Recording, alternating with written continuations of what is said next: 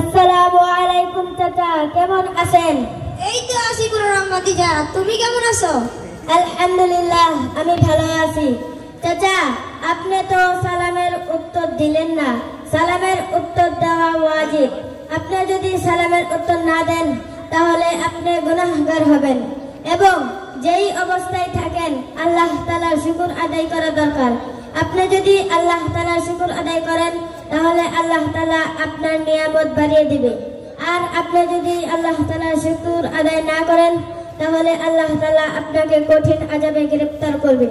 ও ভাতিজা, ওয়ালাইকুম আসসালাম। আলহামদুলিল্লাহ, আমি ভালো আছি। তো চাচা, কোথায় যাচ্ছেন? এই তো গোসল করতে, গোসল করে নামাজ পড়ব। তো চাচা, আপনি কি গোসলের কত ফরজ জানেন? হ্যাঁ জানি।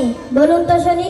গোসলের 3 ফরজ: গামছা নেওয়া, লুঙ্গি নেওয়া, সাবান দিয়ে ভালো মতন গোসল করা। চাচা, আপনার তো গোসলের 3 ফরজ হয়নি। এগুলো করলে শরীর নাপাকি থেকে যাবে, এগুলো করা যাবে না।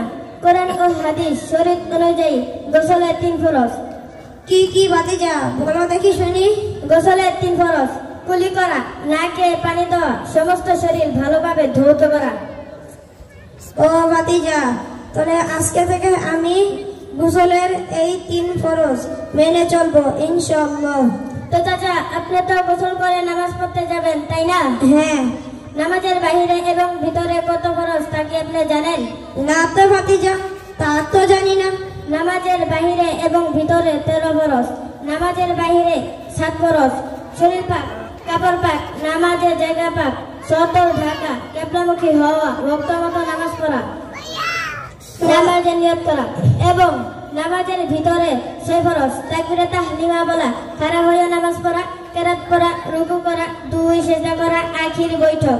ও ভাতিজা, তাহলে আজকে থেকে আমি গোসলের নামাজের এই 13টি ফরজ মেনে চলবো ইনশাআল্লাহ। ভাতিজা, তোমাদের মাদ্রাসার নাম কি? বাইতুল আবরার মাদ্রাসা। তোমার বড় হুজুরের নাম কি? হযরত মাওলানা আব্দুল বারী। ও ভাতিজা, আমার নাতিপুতি আছে, তাদেরকে তোমাদের মাদ্রাসায় ভর্তি করিয়ে দেব ইনশাআল্লাহ। মাশাআল্লাহ, মাশাআল্লাহ।